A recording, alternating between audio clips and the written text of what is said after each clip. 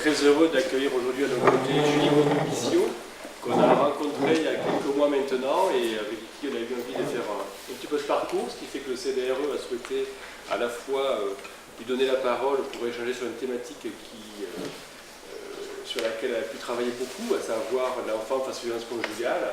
On a souhaité effectivement intégrer dans notre catalogue de formation cette thématique qui concerne pas mal nos établissements en protection de l'enfance, mais pas seulement. Le champ du handicap est concerné également. Donc on a sollicité Julie pour à la fois travailler avec nous sur un contenu de formation et puis également pour nous faire part de son témoignage par rapport à la carrière professionnelle qui est la sienne, à toute l'expérience qu'elle a pu développer au fil des années. Donc c'est pour ça qu'aujourd'hui elle sera en compagnie de Caroline Maupas qui travaille sur un doctorat au sein du CDRE et du GAP sur la place des familles. Et là, je vais laisser la parole. Donc à l'issue de ce temps d'échange qu'on espère vivant et auquel vous aurez la parole à l'issue de la présentation, on vous offrira un mot pour que les échanges puissent continuer tranquillement. Voilà, donc sur ce à tout à l'heure et merci de votre présence. Donc Caroline Maupas, oui. Et je suis chargée de recherche au Centre de ressources et d'échanges et je fais ma thèse de sociologie sur la question de l'implication des familles en protection de l'enfance. Et donc dans ce cadre-là, on est amené à rencontrer des familles et à étudier les problématiques familiales. Et il s'avère que la violence conjugale est une des grosses problématiques rencontrées déjà par 40% des mères d'enfants placés ont été victimes ou sont victimes de violence conjugale. Alors oui, effectivement, du coup on a voulu organiser ce petit temps parce que déjà c'est vrai qu'il y avait une actualité qui faisait lumière sur la question des violences faites aux femmes et qui s'est traduit à plusieurs niveaux, déjà au niveau gouvernemental avec en ce moment un plan de lutte contre les violences sexuelles et sexistes qui est présenté et puis des campagnes de sensibilisation, de lutte contre les violences faites aux femmes et qui s'est traduit aussi au niveau du département quand même depuis 2010 par une commission départementale qui a été mise en place, un diagnostic et un protocole qui en plus a été récemment réactualisé. Alors plein de bonnes volontés institutionnelles, militantes, etc. mais qui restent encore insuffisantes puisque, pour rappeler quelques chiffres, aujourd'hui en France c'est une femme tous les 3 jours qui meurt sous les coups de son compagnon ou de son ex-compagnon et 223 000 femmes victimes de violences conjugales déclarées, donc, ce qui laisse aussi supposer que c'est peut-être même encore plus. Et donc on peut parler d'un véritable quand même, problème de société. Et au sein de nos établissements de protection de l'enfance, en particulier, c'est une question à laquelle on est confronté. Si on fait le lien avec la recherche en cours sur l'accompagnement des familles d'enfants placés, on peut voir qu'on a 40% des mères d'enfants placés qui ont vécu ou vivent actuellement des violences conjugales. Alors, ce qui fait qu'on reçoit des enfants dans les établissements qui ont été exposés à ces violences en tant que victimes directes ou en tant que victimes, entre guillemets, collatérales pour avoir assisté à ces violences, mais avec un traumatisme qui lui est bien réel et bien important. Et en plus de ça, nous, dans le cadre des politiques actuelles menées, il nous est demandé de travailler de plus en plus avec les parents d'enfants placés. Donc, c'est-à-dire dans les services de placement, d'accompagner de plus en plus les parents, de les faire entrer dans la vie de l'établissement, participer à la vie des établissements, et puis même d'aller au domicile, puisqu'on a de plus en plus des services qui se créent, comme par exemple sur le groupement le service d'IEAD. Alors du coup, le fait d'être de plus en plus en lien avec les parents amène forcément à se poser la question de certaines problématiques familiales, et notamment de la violence conjugale. Alors se pose la question de la détection déjà de ces violences. À partir de quand est-ce qu'on peut parler de violence conjugale, qu'on n'est plus dans des formes de conflit mais dans une forme de violence conjugale. Et puis une fois que c'est détecté, qu'est-ce qu'on en fait? Comment est-ce qu'on agit? Est-ce que en tant que protection de l'enfance, on est là pour protéger le parent victime ou pour protéger l'enfant ou les deux? Qu'est-ce que ça pose comme difficulté? Et en essayant notamment d'éviter les doubles peines. Alors c'est l'exemple de mères qui ont été rencontrées pendant la recherche, qui ont été victimes de violences conjugales et à qui on a retiré l'enfant du fait de ces violences. Et qui témoignent de formes de double peine, c'est-à-dire non seulement elles vivent la violence conjugale, donc elles sont victimes, pas forcément reconnues, et en plus avec un statut presque de coupable, en tout cas vécu comme coupable, parce qu'on leur enlève leur enfant, et donc une forme de stigmatisation, voilà. et donc qui parlait elle-même d'une forme de double peine. Alors aujourd'hui, ce n'est pas une formation qui est animée, mais en tout cas, on va essayer de débroussailler quelques questions en vous écoutant. Et la première qu'on a envie de vous poser, déjà, c'est une question assez générale, mais tout simplement, qu'est-ce que c'est que la violence conjugale? Et à partir de quand est-ce qu'on n'est plus dans une forme de conflit parental ou familial, mais qu'on peut bien parler de violence conjugale? Okay. Donc, bonjour, je suis très contente d'être là et je remercie votre présence et bien sûr aussi l'organisation, comme je sais, Monsieur Jasson et son équipe, le GAP CDRE, de permettre un échange autour de cette question. Donc pour répondre à ce distinguo, à partir de quel moment on est dans une situation de violence conjugale, à partir de quel moment on parle de conflit, ça n'a rien à voir. Le conflit est défini par un équilibre de statut et un équilibre de pouvoir. On est sur un processus normal. C'est normal à un moment donné, dans une histoire de couple, d'être en conflit, d'être en désaccord. On parle là de dispute, tout simplement parce qu'on reconnaît l'autre à égalité de statut, de pouvoir et différent. Et par ce respect de la différence et la liberté de cette différence, je peux affirmer, ce soir, je ne suis pas d'accord avec toi. C'est grâce à cette notion de liberté et de respect qu'il y a la possibilité d'un désaccord. D'accord ?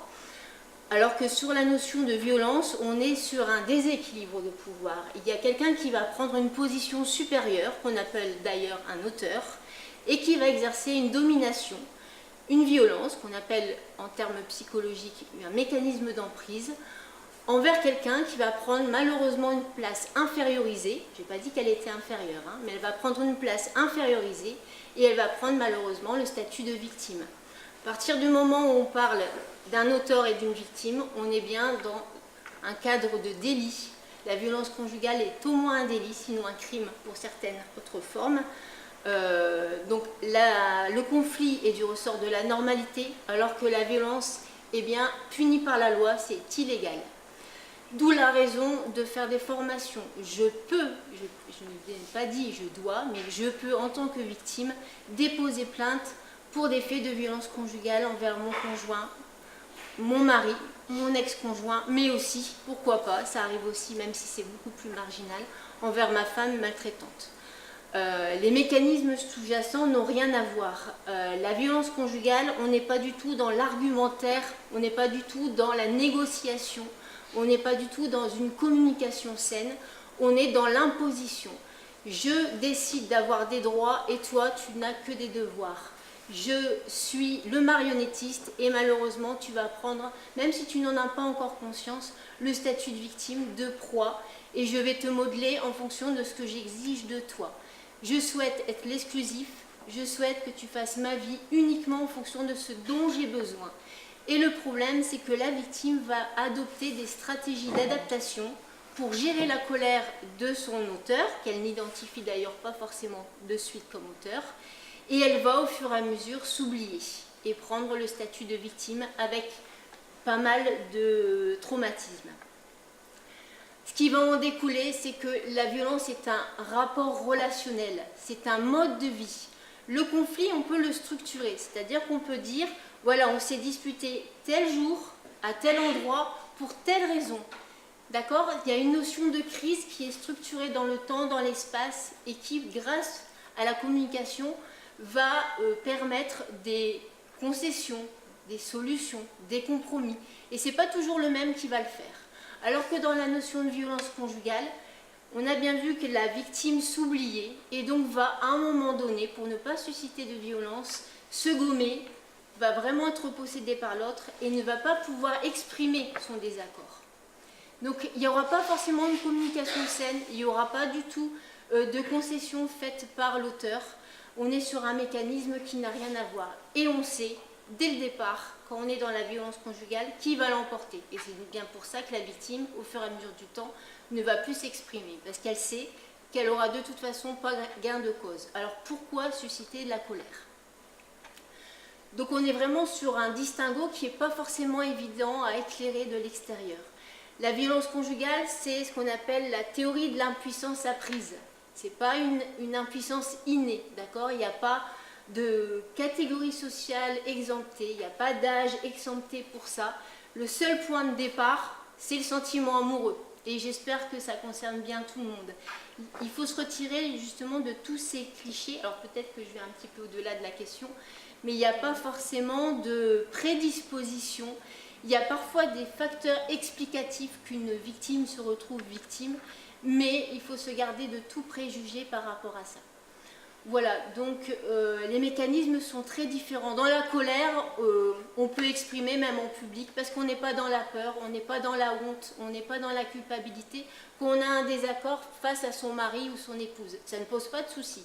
Alors que dans la violence conjugale, on est vraiment dans une culpabilisation, une honte, une peur et une confusion émotionnelle qui fait que la verbalisation n'est pas possible. La victime de violence conjugale, elle se vit en huis clos, alors que la personne qui vit un conflit peut très bien de façon naturelle se confier à quelqu'un. Et dans ces quelqu'un, il peut y avoir bien sûr les professionnels. Donc la prise en charge n'a absolument rien à voir. Dans le conflit, pourquoi pas faire intervenir un tiers neutre qui peut être un ami, la famille, un voisin, un collègue ou un professionnel. Je pense aux assistantes sociales, aux psychologues, aux médecins. Pourquoi pas, pour essayer par le biais d'une nouvelle communication, trouver des solutions qui arrangent les deux personnes en souffrance. D'accord ? Alors que dans la notion de violence conjugale, il est très compliqué de demander à une victime d'exprimer sa position avec son agresseur à côté. La prise en charge du couple n'est pas possible. C'est impossible parce qu'elle sait très bien qu'elle reste dans un statut où elle doit s'adapter et où elle ne peut pas révéler sa difficulté. Alors comment on peut, dans le cadre par exemple d'une médiation ou d'une prise en charge familiale, demander à une victime qui n'a pas le pouvoir d'exprimer son mal-être? Ce n'est pas possible.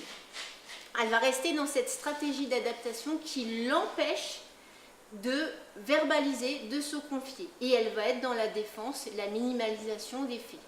Parce que le but, c'est qu'une fois l'entretien fini, elle ne subisse pas de nouvelles violences. Donc, il faut une prise en charge pour ces familles.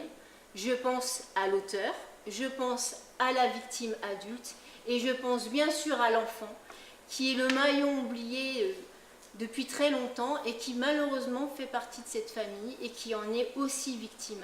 Je ne suis pas d'accord avec l'expression enfant témoin, je ne suis pas d'accord avec l'expression enfant exposé, je suis d'accord avec l'expression enfant victime. Et donc il faut une prise en charge adaptée à cette souffrance. Merci. Voilà.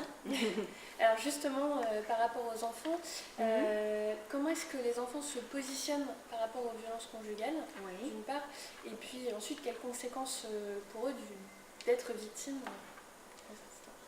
Alors, les enfants ont le rôle qu'on leur donne, que ce soit par rapport à l'attitude de l'adulte victime ou de l'auteur, mais aussi par rapport à sa fratrie. Est-ce qu'on s'adresse à un enfant seul, unique, ou est-ce qu'on s'adresse à une fratrie? Est-ce que dans cette fratrie, il est l'aîné ou est-ce qu'il est le dernier petit?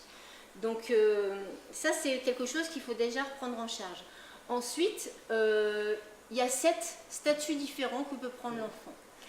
Il y a l'enfant parentifié, c'est-à-dire le petit parent qui va être dans l'idée de sécuriser la famille, les adultes et les enfants.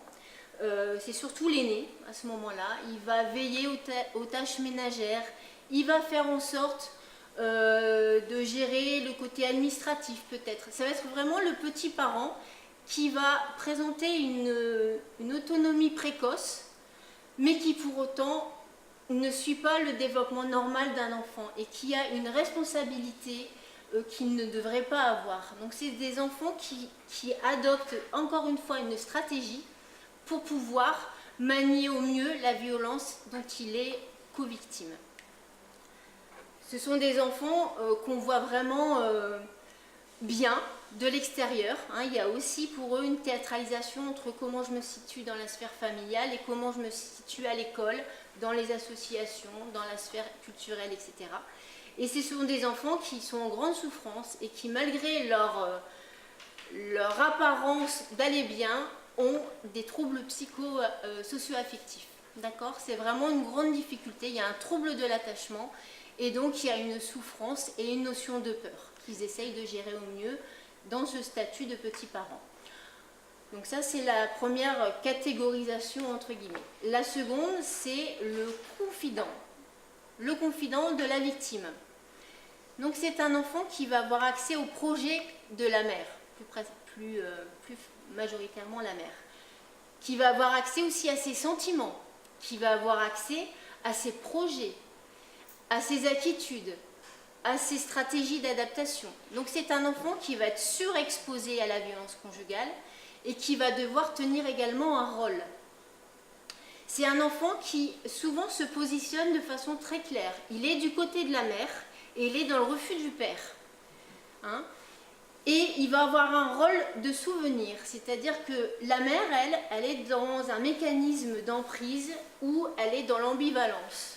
Parfois elle est amoureuse, parfois elle déteste son mari, parfois elle se sent complètement coupable, parfois elle se sent confusionnée. Enfin, il y a vraiment tout un mécanisme d'emprise qu'on appelle le cycle violence qui va perdre la victime dans ses repères, dans la réalité, dans ses émotions, etc.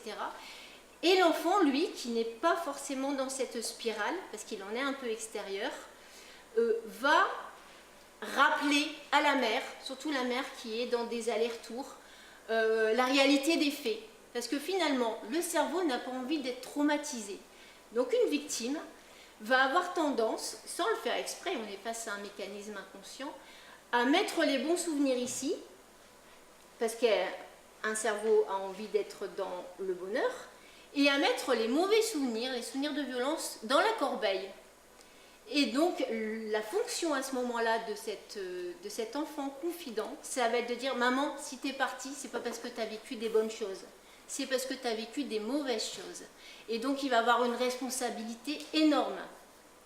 Et c'est aussi un enfant qu'on peut interroger en justice et qui va devoir se positionner contre son père. Donc, c'est lui faire porter une responsabilité énorme, surtout quand on sait qu'il y a l'autorité parentale, le droit de garde, etc., etc. La troisième fonction possible, la troisième position possible, c'est le confident de l'auteur. C'est l'auteur qui va instrumentaliser l'enfant et qui va justifier la violence qu'il exerce envers la maman. Tu vois, si je fais ça, c'est parce que ta mère. Tu vois, si je fais ça, c'est parce que ta mère. Et c'est la nature du lien enfant-parent, la répétition aussi, qui va faire qu'à un moment donné, cet enfant va intérioriser ces messages et peut éventuellement penser que si papa frappe maman, c'est parce qu'il a ses raisons et parce que c'est elle qui en est la cause. Et donc ce confident peut devenir, et c'est le quatrième statut, un petit agresseur. Il va être la continuité du père à exercer les violences. Les auteurs ont un besoin d'exclusivité, ils ont un besoin d'omniprésence et d'omnipotence. Et lorsqu'ils travaillent, ou que la femme travaille, il faut bien un relais. Et il va trouver en cet enfant peut-être le relais des stratégies de surveillance et de contrôle.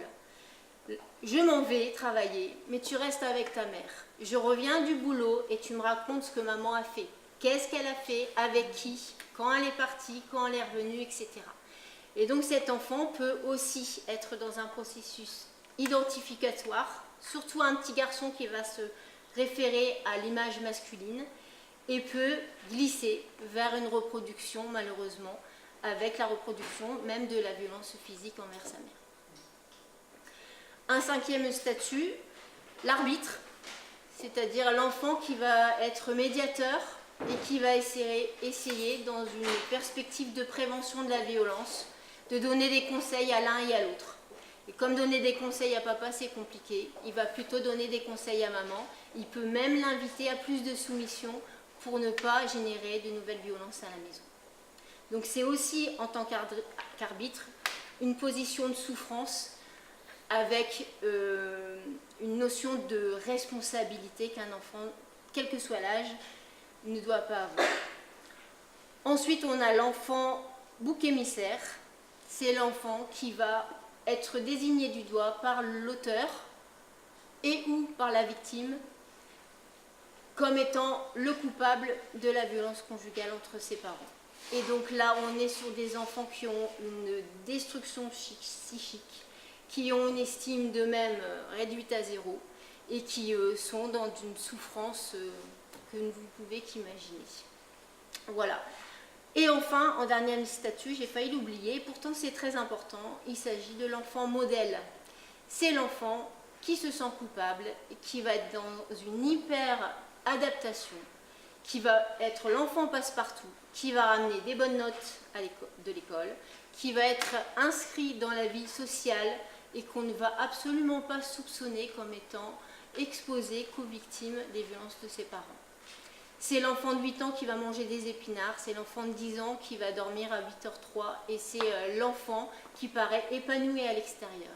J'ai fait beaucoup de prévention dans les établissements scolaires et je pense toujours à un enfant que j'ai accompagné, bien sûr avec la maman, à un procès où lui-même était enfant, bouc émissaire et victime des violences physiques et psychologiques de la part de son père. Je me suis retrouvée dans la classe où il était et je ne savais pas qu'il était là. Il a été très discret, bien sûr, hein. Hors de question que j'aille le saluer et hors de question qu'il vienne me saluer. Il fallait paraître un enfant comme tout le monde. Il a été fidèle à lui-même, c'est-à-dire qu'il a répondu avec efficacité à certaines questions. À la fin du cours, il m'a fait un petit clin d'œil et discrètement je lui ai répondu. Personne n'a rien vu. Et la professeure, juste après, m'a dit « Vous savez, dans cette classe, on n'a pas d'enfants témoins ». Et je lui ai répondu, je ne pense pas, mais bien sûr, j'ai gardé la confidentialité de cet enfant à qui je me réfère à chaque fois, parce que vous le croisez dans la rue. C'est un enfant qui a une énorme souffrance, mais qu'il faut interroger pour le savoir. Voilà, donc les impacts sont multiples. Bien sûr, il y a un impact psychologique. Souffrance égale crainte, stress, traumatisme, difficultés relationnelles, troubles de l'attachement, phobie, peur. Ce sont aussi des troubles liés à la notion d'autonomie, des enfants qui grandissent trop vite, ou bien au contraire des troubles du développement, des difficultés de concentration, comment on peut leur demander de remplir leurs devoirs pour le lendemain s'il y a une scène à la maison et qu'ils vont devoir la gérer. Il y a des difficultés physiques, forcément.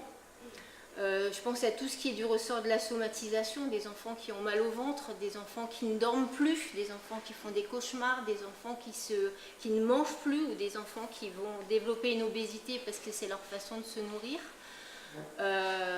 Donc voilà, l'impact fait qu'ils ne peuvent pas être considérés uniquement comme des enfants témoins.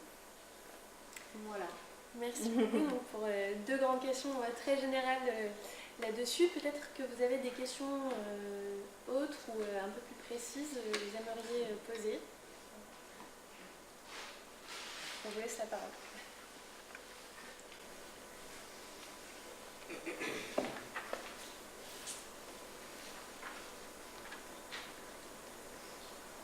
Justement, pour la première question, quand on est en protection de l'enfance et qu'on rencontre les parents, oui. Quand une femme est victime de violences conjugales et qu'elle est déjà dans un mécanisme de séparation, c'est des choses qu'on peut travailler avec elle, et quand on la voit toujours en couple, comment nous, professionnels, on peut aborder les choses, puisque de toute façon, c'est des choses pour lesquelles on peut être médiateur. Oui. Alors, il faut utiliser, entre guillemets, votre autorité de professionnel pour demander un rendez-vous séparé. On ne peut pas aborder la question des violences conjugales lorsqu'on est face au couple. Par contre, utilisez votre posture professionnelle qui est vraiment une force d'autorité pour dire voilà, la prochaine fois, je verrai que monsieur, comme ça il ne se sent pas mis à part, et ensuite je verrai que madame. Et donc là, si en plus vous avez été sur des signaux d'alerte, en profiter pour lui demander au départ si elle ne serait pas en souffrance dans son couple. D'accord ? Il faut aussi adapter son vocabulaire à une victime qui ne se considère pas forcément comme victime. Hein. Dans les associations spécialisées, alors qu'elles viennent en association spécialisée, elles peuvent très bien arriver en disant « Voilà, je suis venue vous voir parce que je suis victime de violence de la part de mon mari, j'ai lancé une procédure civile ou pénale et je ne comprends pas la réponse, est-ce que vous pouvez m'éclairer ?» Bon là, tout est identifié, c'est-à-dire qu'on a une personne qui se présente comme victime, qui a nommé les violences et qui en plus est partie et qui est en plus dans une démarche active. Hein, comme on peut avoir des personnes qui arrivent en disant « je ne sais pas trop pourquoi je suis là », qui vont émettre une souffrance, qui vont pleurer, bien sûr, mais qui vont ni nommer les violences, ni nommer leur statut de victime, tout simplement parce que c'est dur. C'est absolument difficile de se reconnaître victime de la part de la personne qu'on aime, qui est censée vous protéger, qui est peut-être le père des enfants, qui est peut-être la mère des enfants. C'est très très compliqué, sans être dans le cliché, et c'est plus difficile de dire voilà, mon mari est alcoolique ou ma femme a un problème de toxicomanie, que de dire moi j'ai un problème relationnel avec mon mari et je suis sa victime. C'est très compliqué. Et donc c'est pour ça que dans une notion de détection, vous avez la possibilité, de par votre autorité, de dire voilà, le prochain rendez-vous je le ferai avec monsieur seul. Donc, comme ça il y a un échange. Et ensuite je verrai madame seule. Et lui poser la question, madame, j'ai l'impression que vous n'allez pas bien, ne seriez-vous pas en souffrance dans votre couple? Ça permet une ouverture du dialogue. Si on est direct dans, je pense que vous êtes victime de violence de la part de votre mari, vous la perdez, elle ne reviendra pas, elle va être brusquée et elle n'a pas encore la possibilité d'identifier ça. Donc il faut y aller tout doucement. La prise de conscience, elle doit venir d'elle. C'est elle qui à un moment doit le verbaliser. Et c'est toute la difficulté. Donc, un des conseils que je peux avoir auprès des professionnels, c'est d'être dans un vocabulaire vraiment adapté, qui ne va pas trop loin, parce que déjà vous n'en savez rien, vous supposez mais vous n'en savez rien, et en plus, il faut y aller tout doux, quoi. Et interroger à ce moment-là la notion de culpabilité. Si elle se sent coupable de tout et tout le temps, qu'elle n'a aucune prise de décision sur rien, ça pourra faire que révéler qu'effectivement il y a un problème. Et une victime va naturellement parler de son mari, parce qu'elle s'est oubliée. Donc ça c'est aussi une technique de détection. Une personne que vous avez, que vous recevez, vous ne la connaissez pas, par contre vous savez tout de l'autre. Elle s'est oubliée et donc il faut réintroduire le jeu. Oui, d'accord, mais vous êtes qui? Vous aimez quoi? Quelle relation vous avez vous avec vos enfants, etc., etc. Réintroduire l'identité là où elle a été malheureusement gommée. Et travailler l'estime de soi, bien sûr. L'emprise, elle est tellement installée et forte et que la personne, même si elle vient verbaliser qu'elle est victime de violence, oui.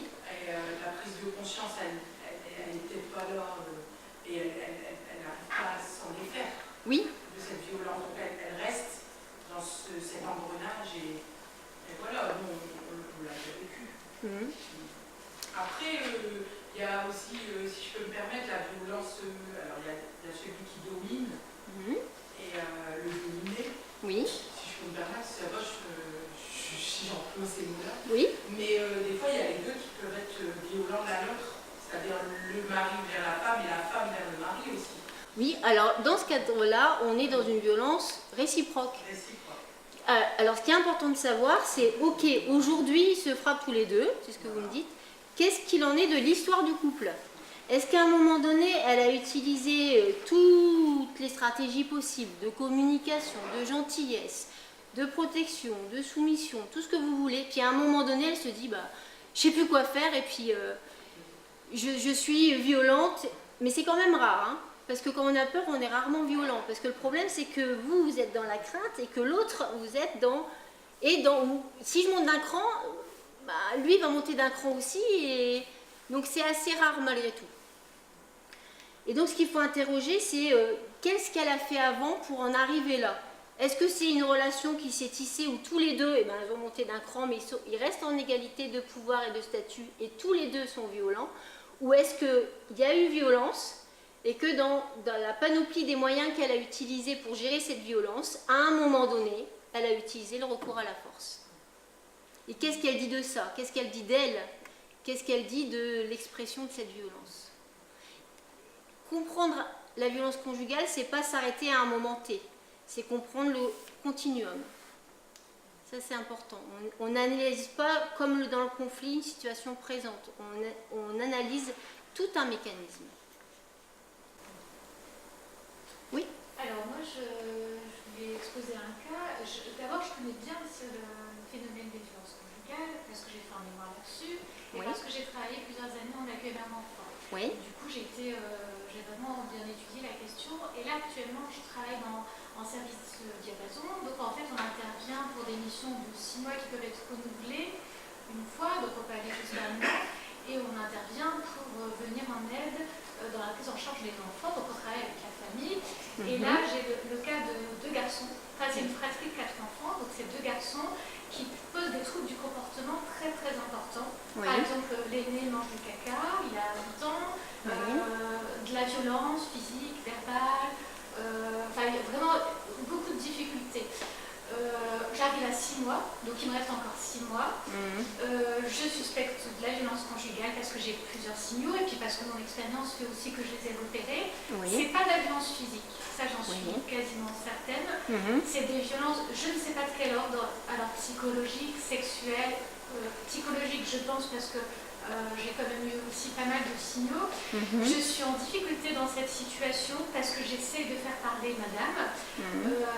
Mais là actuellement j'ai les 2 enfants qui sont désignés autant par madame que par monsieur comme les victimes, comme les responsables de la situation familiale, puisque ça déstabilise toute la famille et ça a un impact aussi sur les 2 autres frères. Et donc en disant, bah voilà, surtout l'aîné, c'est lui le responsable, c'est lui qui nous met en échec. Et j'ai madame qui me lance des signaux en me disant effectivement, elle me lance des signaux en me disant effectivement, par exemple, monsieur, il est extrêmement possessif, elle met le voile, si elle ne le met pas, il va être très mécontent. À l'extérieur, il la suivait partout au départ, il ne veut pas trop qu'elle travaille. Enfin, j'ai beaucoup de signaux.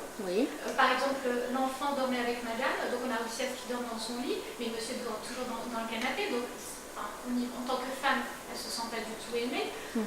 J'ai essayé de travailler cet aspect-là, mais en fait, elle me livre des choses progressivement, et après elle se referme. Et quand j'essaie d'aborder les violences conjugales, elle me livre beaucoup d'éléments, et après elle se referme aussitôt. Et du coup, en fait, on avance d'un pas, on recule, et je ne sais pas vers quoi aller. Alors, il y a ce facteur temps, parce qu'il me reste 6 mois. Il y a aussi le fait qu'elle s'attache beaucoup à moi. Parce que comme je passe beaucoup de temps avec elle, moi elle m'a dit qu'elle a créé vraiment la fin d'intervention. Je lui ai bien dit qu'au-delà d'un an on ne pourra plus continuer. Donc en même temps, je vois qu'elle essaie aussi de nouer une relation privilégiée avec moi. J'essaie de mettre des limites, c'est compliqué. Et puis elle est dans un état de détresse très très fort. Et d'un point de vue systémique, depuis que j'interviens, ça commence à faire éclater la famille. Comme là, le week-end dernier, pour la première fois, elle est partie, elle a laissé ses enfants à monsieur et elle a quitté le domicile. Elle est revenue parce qu'elle est allée la rechercher. Mais du coup, je me dis comment je peux faire avancer les choses parce que je me sens vraiment en difficulté dans cette situation et c'est une situation vraiment très complexe. Et c'est pour ça que je parle même de violence intrafamiliale parce que tout le monde en souffre. Mais de toute façon, tout le monde en souffre. Tout le monde en souffre et j'ai lu vos bouquins, donc je sais que vous avez beaucoup d'expérience à ce niveau-là et j'aimerais bien avoir votre éclairage et puis des petites pistes. Je ne sais pas comment emmener cette femme. Alors vous avez dit beaucoup de choses, j'ai retenu 2-3 points importants. Il faut savoir que les violences conjugales, c'est 6 formes différentes. La violence physique qui est citée en premier, pourquoi? Parce qu'elle est visible, parce qu'elle est prouvable, parce qu'elle dérange et parce qu'on parle souvent de femmes battues et que c'est une façon d'alerter l'opinion publique. Mais toutes les victimes de violences conjugales ne sont pas touchées directement sur le corps et heureusement. La deuxième forme, c'est la violence psychologique, qui est la violence connue par toutes les victimes de violences conjugales. Même celles qui n'en ont pas conscience et qui viennent parce qu'elles ont reçu une claque. Il ne peut pas y avoir de violence physique sans l'instauration d'un climat de peur et de violence psychologique. C'est cette forme de violence-là qui est la plus destructrice, parce que difficile à conscientiser, parce que répétitive, parce que quotidienne. Et c'est vraiment celle-là qui va entacher l'estime de soi, l'identité, la confiance en soi, l'image, etc. Donc toutes les victimes de violences conjugales sont victimes de violences psychologiques, qu'on associe aussi à la violence verbale. Donc c'est la violence par les mots, mais attention, c'est un auteur de violence conjugale qui fait peur n'a pas besoin de crier. Il peut dénigrer, il peut chuchoter, ça suffit. C'est plus complexe parce que si c'était de la violence physique, ça serait beaucoup plus facile pour moi. Mais comme c'est d'autres types de violences, c'est vraiment beaucoup plus difficile. C'est sournois, c'est pervers. Et c'est sûr que c'est plus compliqué et pour la victime d'identifier ce qu'elle subit et d'intérioriser le fait qu'elle soit victime. Donc elle va être dans un sentiment de honte, de peur, de culpabilité. Et dans cette violence psychologique, elle va s'inscrire dans ce qu'on appelle un cycle de violence. Voilà, qui est composé de 4 étapes. D'accord ? La première étape, c'est l'instauration d'un climat. Donc on ne parle pas de violence à proprement parler, mais de l'image d'une marmite qui va exploser. Et souvent les victimes parlent de signes annonciateurs de crise. Très souvent les yeux. La deuxième étape, c'est l'étape de l'acte violent. Donc par la violence physique, psychologique, verbale, économique, que je n'ai pas encore le temps d'aborder, sexuelle ou administrative. La troisième étape, primordial pour déstabiliser la victime, c'est ce qu'on va appeler l'inversion de culpabilité. L'auteur est persuadé, et va le dire, et le dire, et le redire, et le redire, que s'il est violent, c'est à cause d'elle. S'il a été insultant, c'est parce qu'elle n'a pas eu le bon comportement. S'il a été dénigrant, c'est parce qu'elle n'a pas fait ce qu'il fallait. Donc si vous voulez, il va être lui dans c'est ta faute, et la victime va intérioriser cette culpabilité. La quatrième phase, c'est ce qu'on appelle la période de lune de miel, et c'est là où tout va être confusant. C'est-à-dire qu'après avoir dit c'est ta faute, il va devenir le vrai prince charmant, parce qu'il sait très bien comment séduire son épouse. Il va offrir des fleurs, il va inviter au restaurant, il va être gentil, il va être amoureux, etc., etc. Et il va se présenter aussi comme victime. Et il va pleurer, il va demander pardon, il va promettre de changer, etc. Le problème, c'est que comme c'est une boucle, eh ben, on revient à la phase 1. Et c'est un effet crescendo. La violence conjugale a toujours un aspect crescendo, parce que le but, c'est de faire peur. Quand on est dans l'habitude, on n'a plus peur. Donc, pour pouvoir susciter toujours cette peur, on est obligé d'intensifier le mal ou les formes de violence. D'accord ? Comme deuxième point sur lequel je voudrais revenir par rapport à votre situation, c'est la gestion des émotions et le sentiment d'impuissance du professionnel. C'est très compliqué. C'est très compliqué parce qu'on a l'impression de ne pas avoir le temps, on a l'impression qu'il faut faire plein de choses et en fait le professionnel a ses propres projets pour la victime. Oui, aussi.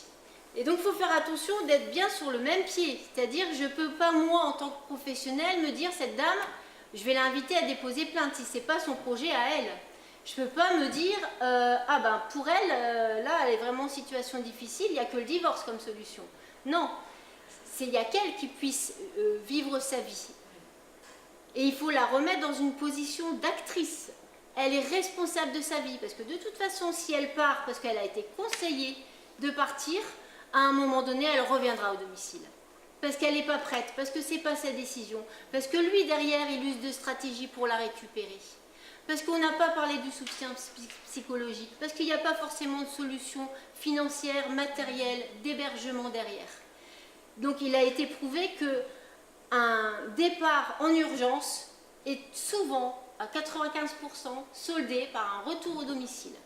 Parce que la victime part en urgence avec la colère, mais la colère fait place ensuite à la crainte de ne pas réussir à vivre sans lui, à la difficulté de ne pas répondre au téléphone, etc., etc.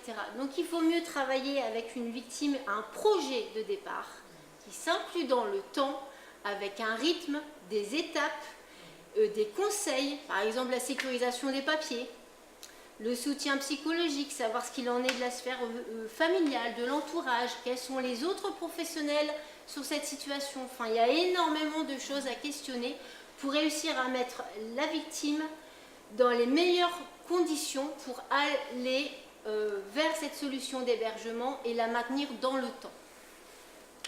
Et c'est vrai que c'est pas évident pour un professionnel de se dire bah mince, j'ai perdu entre guillemets 3 heures avec elle, être dans le soutien, lui donner plein de conseils, et puis finalement le lendemain elle est revenue avec monsieur bras dessus bras dessous. Bah oui, avec un mot peut-être qu'il a réussi à saper vos 3 heures de discours. Bah oui, parce que vous êtes entre guillemets que professionnel et que lui, c'est peut-être l'homme de sa vie. Donc ça, forcément, il faut le prendre en compte. Mais une dame qui part et qui revient, qui part et qui revient, ça fait que confirmer qu'elle est victime et qu'elle a besoin de vous.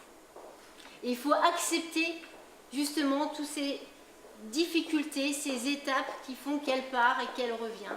Qu'elle part et qu'elle revient. Ça fait partie malheureusement du mécanisme.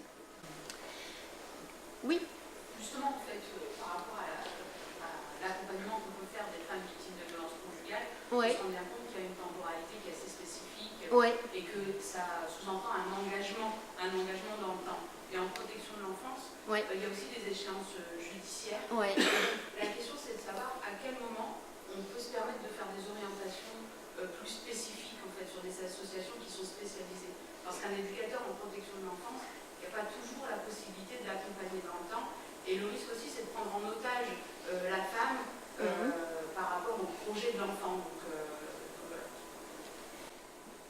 Alors, c'est un excellent conseil que de dire à une dame, voilà, vous êtes venue vers moi parce que je suis assistante sociale, parce que je suis psychologue ou autre, mais il y a des associations dont c'est vraiment le domaine de compétence. Et on peut travailler ensemble, c'est-à-dire de ne pas faire un relais en disant, vous m'avez déclaré tout ça, c'est très bien, et je vous réoriente vers quelqu'un et c'est tout. Mais dire, voilà, on va continuer à se voir, le temps que c'est possible, avec telle mission, et je vous conseille de prendre attache avec telle association spécialisée pour pouvoir être accompagné par rapport à cette difficulté en particulier. Ça, c'est vraiment très important. Le relais partenarial et la mutualisation de compétences, c'est autant de mains qui vont permettre de rompre avec ce sentiment d'isolement de la victime. Plus elle va être entourée par les amis, la famille et par les professionnels, plus elle va se sentir forte pour réussir à parler, se confier et pourquoi pas, et c'est le but bien sûr, sortir des violences conjugales. En fait, on est déjà dans l'action, mais comment faire quand elle est encore dans le déni et qu'elle n'est pas encore dans la prise de conscience qu'elle est dans de la violence conjugale? Il n'y a pas de recette miracle. Non, et c'est pour ça. Moi, j'en suis encore là. Et c'est pour ça que c'est bien une théorie de l'impuissance, parce que ça concerne les victimes adultes, les enfants, mais aussi les professionnels qui disent voilà, qu'est-ce que je fais? Alors, il y a des maladresses qui se veulent bienveillantes qu'il faut éviter. C'est-à-dire, par exemple, dire à une victime pourquoi tu l'aimes? On va avoir tendance à dire ça. Pourquoi tu l'aimes? Parce que vous venez me raconter que vous êtes toujours en train de pleurer, que ça ne va pas à la maison, que les enfants vont pas bien. Et donc, j'aimerais comprendre pourquoi vous l'aimez. Le problème, c'est qu'on est dans une dynamique sentimentale et qu'au lieu qu'elle se dise « Ah bah oui, c'est vrai, j'ai des raisons de m'en aller », elle va se justifier, elle va défendre l'autre, elle va le protéger, elle va justifier qu'elle l'aime, sinon elle est folle. Comment on peut se dire « Bah je reste sans l'aimer, j'ai plus aucune raison, donc j'ai un problème, donc je suis coupable ». Vous voyez la spirale? À partir du moment où on est avec quelqu'un, si on demande une justification, il faut des réponses. Et donc, au lieu de partir, vous allez ressusciter les bonnes images. Bah oui, je l'aime parce qu'au début, c'était comme ça. Je l'aime parce qu'il n'est pas toujours méchant. Je l'aime parce que malgré tout, on a eu des bons moments. Et donc, au lieu de la faire partir, vous allez réveiller cette bonne image qu'elle a de lui. Et ben, elle va y retourner. Donc ça, c'est un premier conseil qui est plutôt sur ce qu'il faut éviter, c'est-à-dire de demander à une victime une justification sur son sentiment d'amour. Et ensuite, c'est de dire, de façon très banalisée, vous n'avez qu'à partir. Tu n'as qu'à partir. C'est pas si simple que ça. C'est plus facile de partir d'un conjoint gentil, respectueux, que de partir d'un auteur de violence conjugale qui a la main mise sur vous. Donc le tac à partir, c'est vraiment vu comme quelque chose, un discours où le professionnel ne comprend pas ce que vit la victime. Et ensuite, c'est de dire, moi, à votre place, ben non. Non, ça c'est aussi une grande maladresse, parce que vous n'êtes pas à sa place. Vous ne savez pas dans quelle contradiction elle se trouve. Les victimes de violences conjugales sont très ambivalentes. Elles peuvent dire dans la même heure, je l'aime et je le déteste. Elles peuvent dire en 5 minutes, je vais partir et puis non, je vais rester. Ou l'inverse.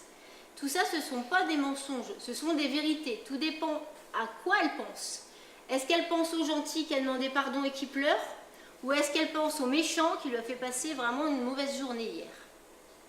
Elles sont vraiment perdues, elles sont avec un auteur de violence qu'elles aiment et qui n'est pas toujours violent.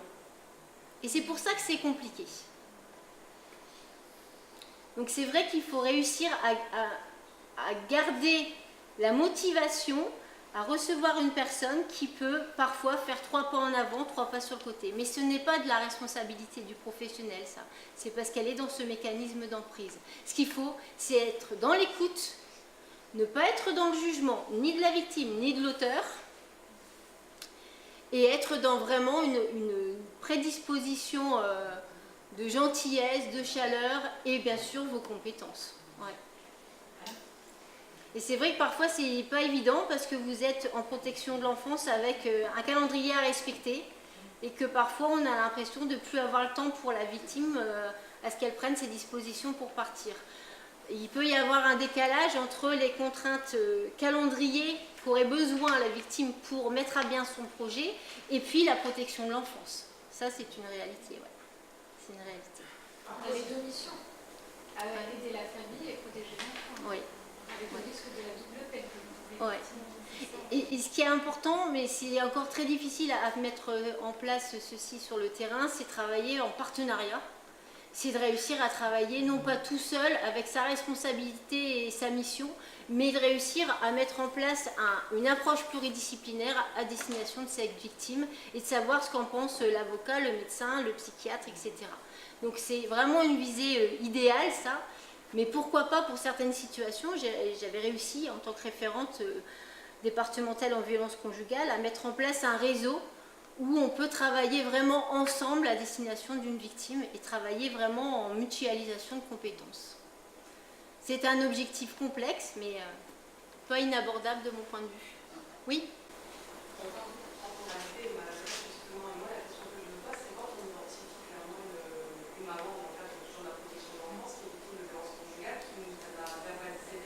Oui. Avec qui on a commencé à mener un accompagnement, proposer une rencontre dans une structure adaptée, etc., qui finalement décide de ne pas venir parce qu'elle ne se sent pas capable. Oui.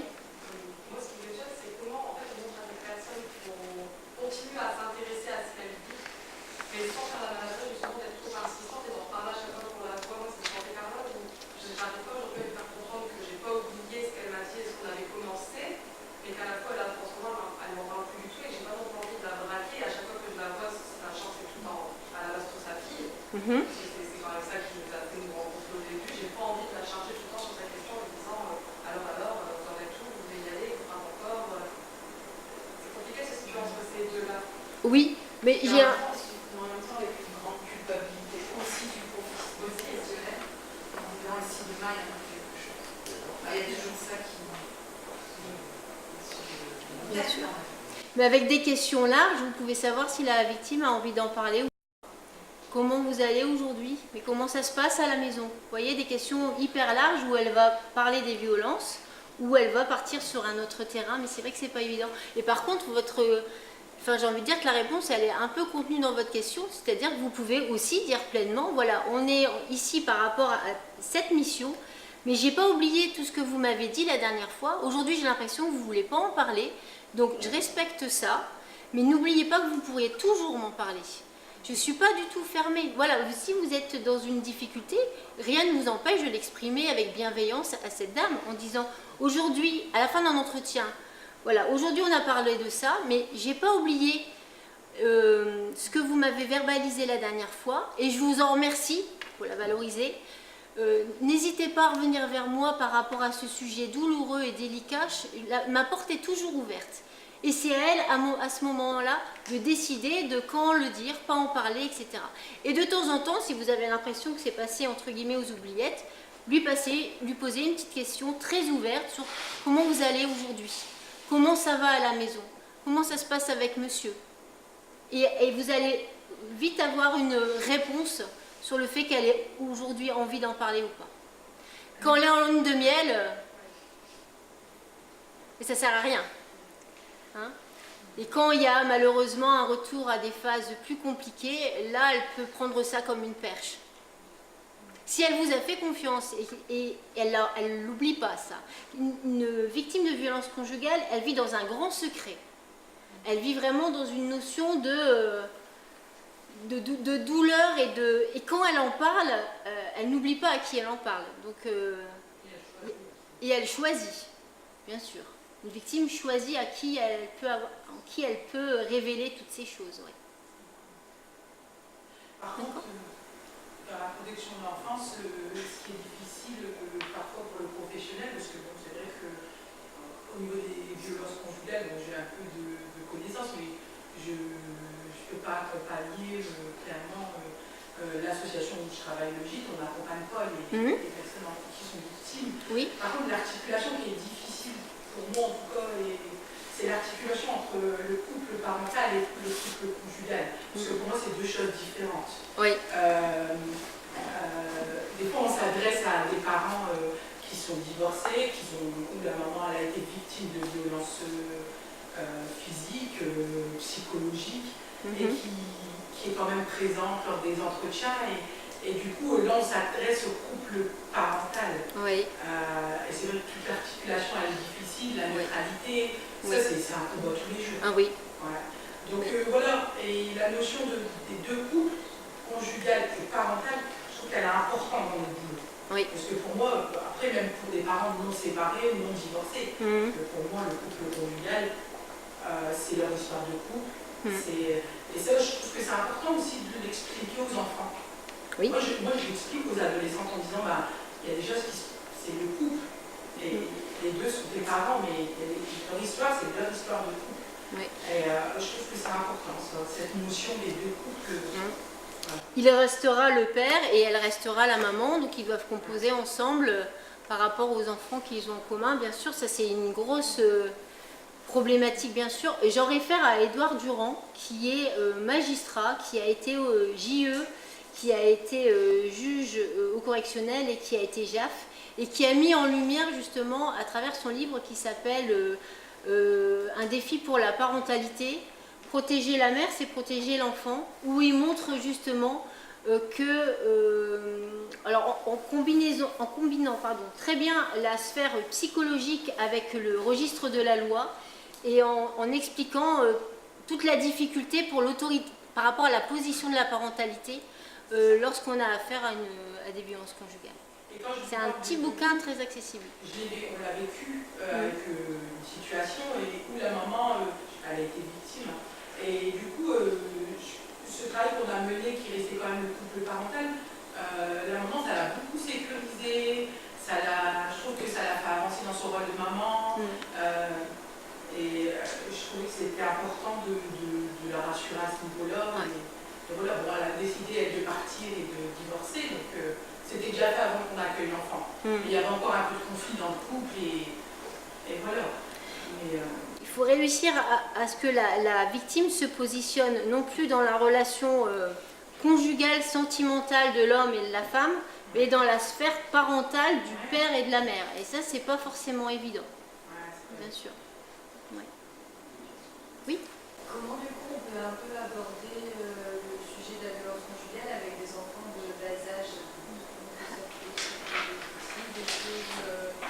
Alors, je conseille, mais ça n'engage que moi, peut-être de travailler par le biais du jeu. Vous faites mettre en scène 3 poupées en disant là c'est papa, là c'est maman, là c'est toi, et vous voyez un petit peu quelle est la trame qu'il met en scène.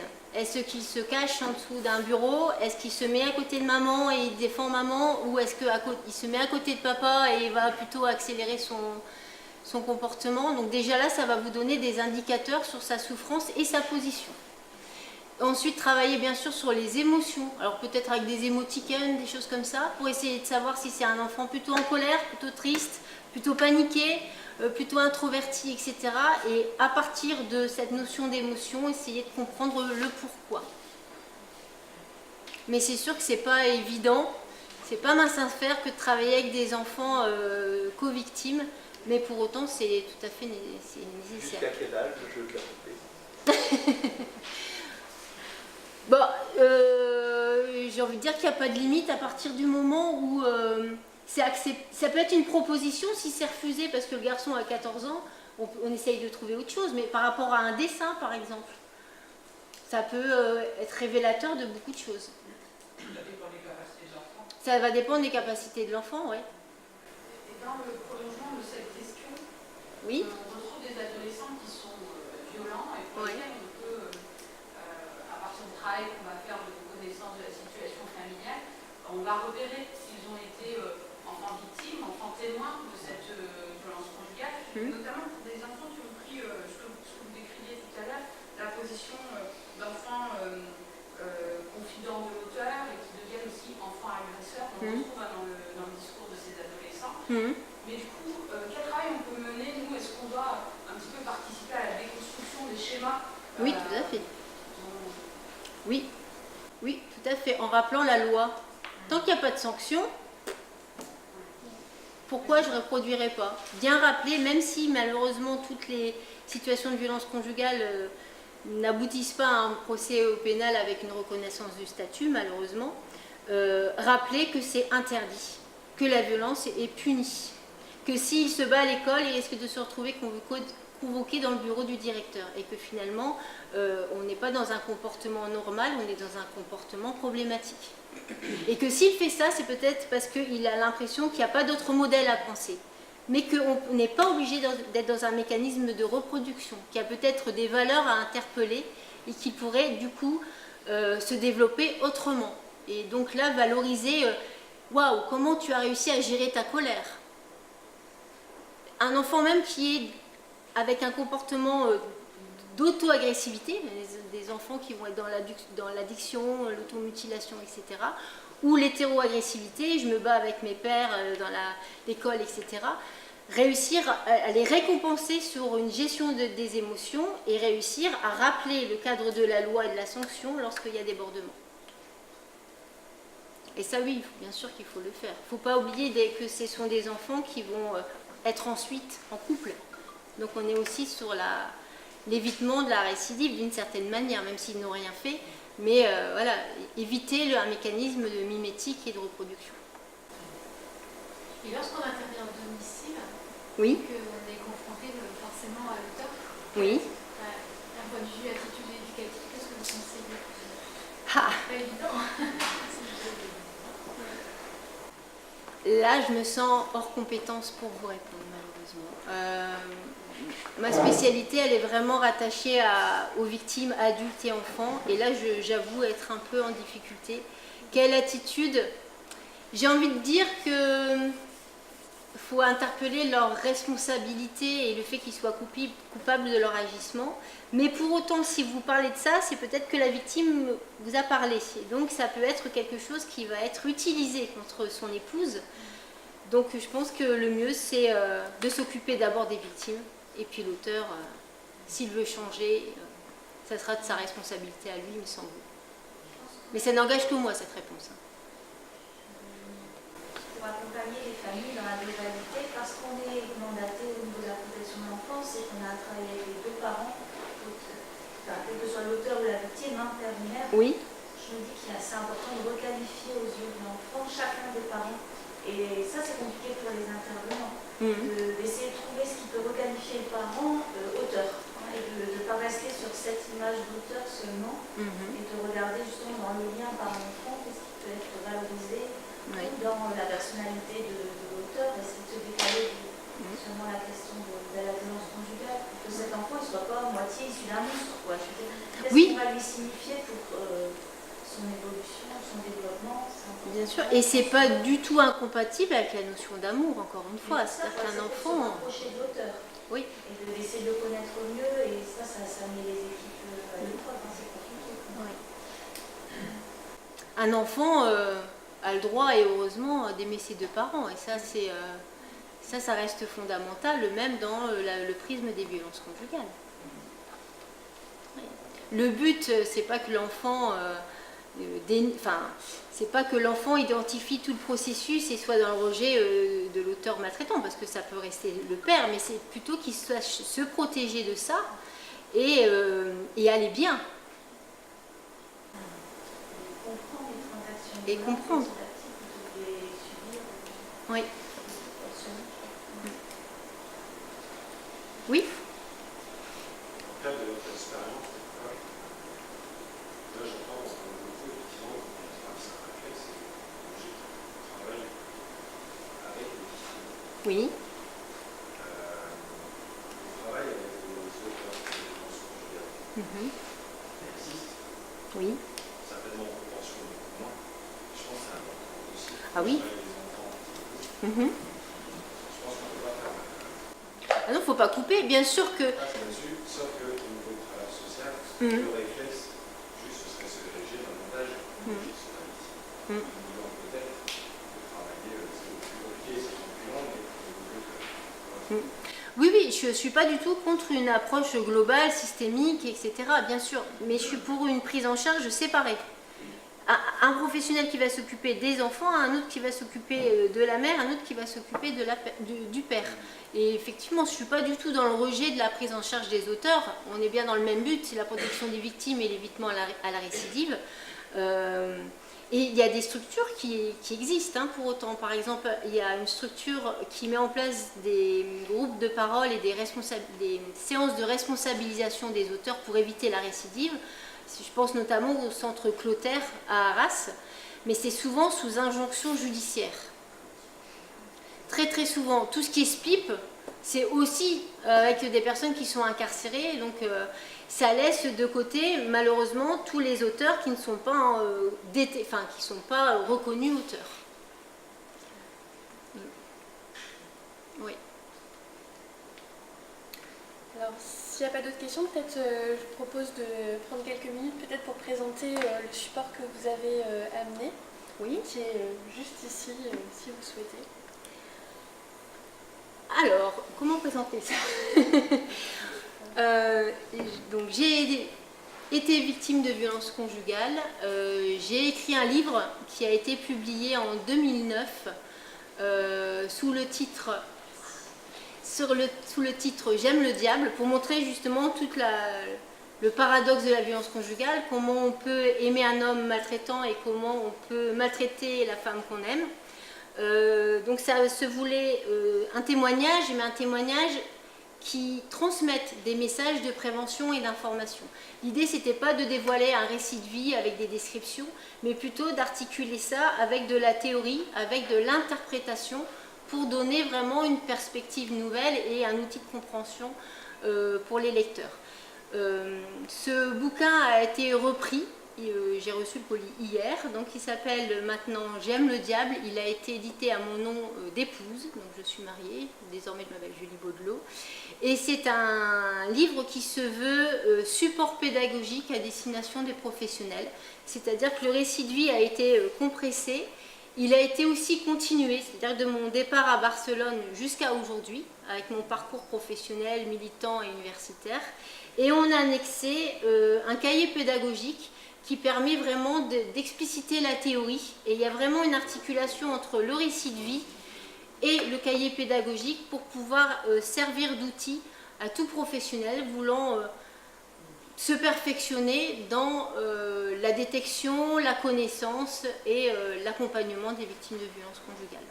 Donc effectivement, il est proposé ce soir à la vente et je suis très contente de cette nouvelle parution parce que c'est vraiment devenu une vocation de pouvoir transmettre des messages d'information sur cette problématique-là.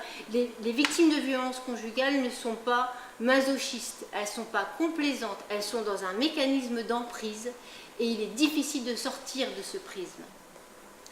Donc voilà, ce bouquin, ça va au-delà d'un témoignage, ça se veut vraiment professionnalisant, c'est une vraie boîte à outils pédagogique qui peut être utilisée dans tous vos accompagnements.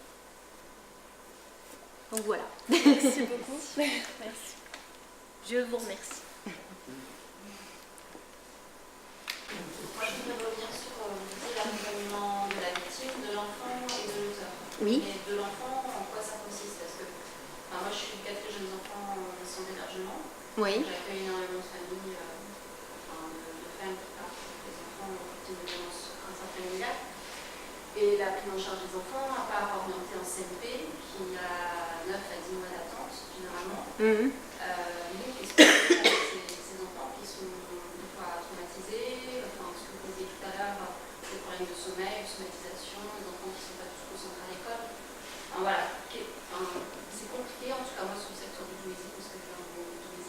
Il n'y a rien. Je veux dire, même avoir un psychologue qui soit un peu dans cette écoute-là par rapport aux violences intrafamiliales, qui veuille bien recevoir la mère et l'enfant dans un premier temps. Voilà, on n'a pas sur le secteur. Donc, nous, on est face à ça. Et, voilà, donc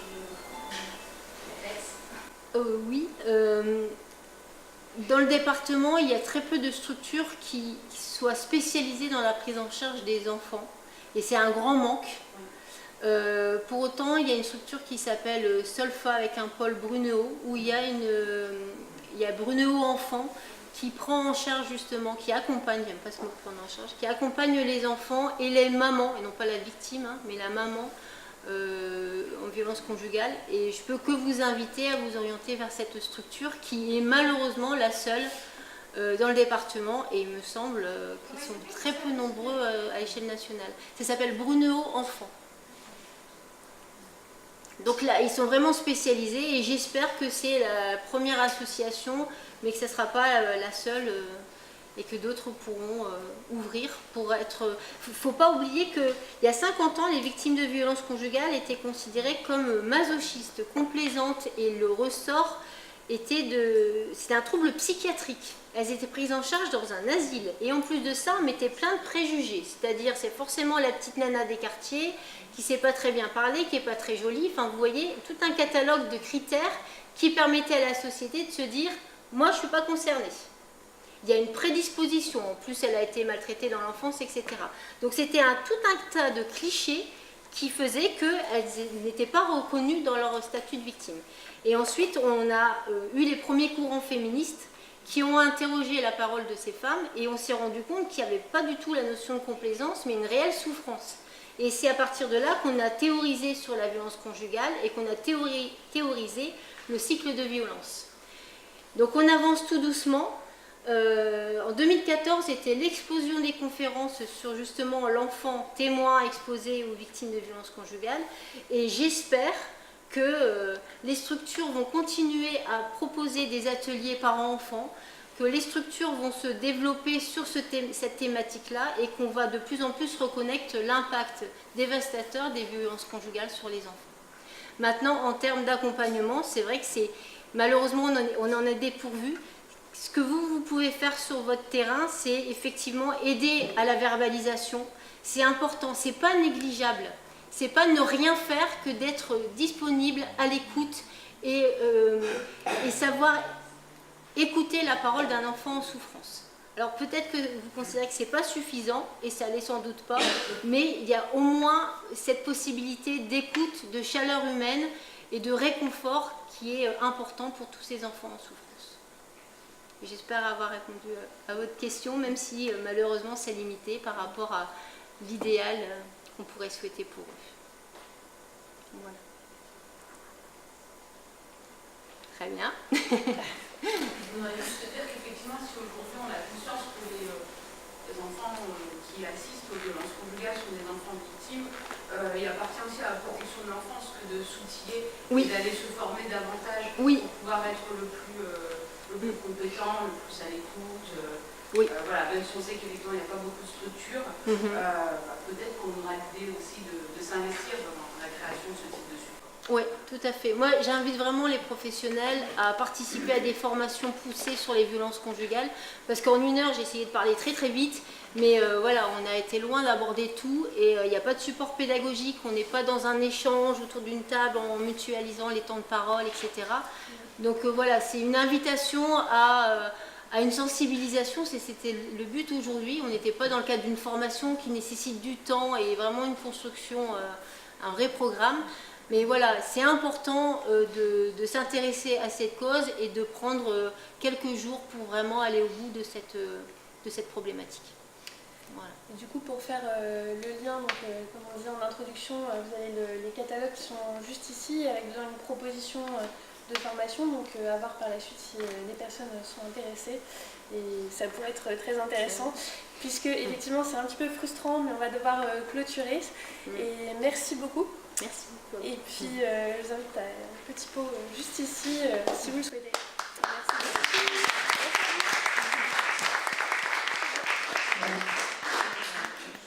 Et merci à Caroline pour l'animation. Merci beaucoup. représente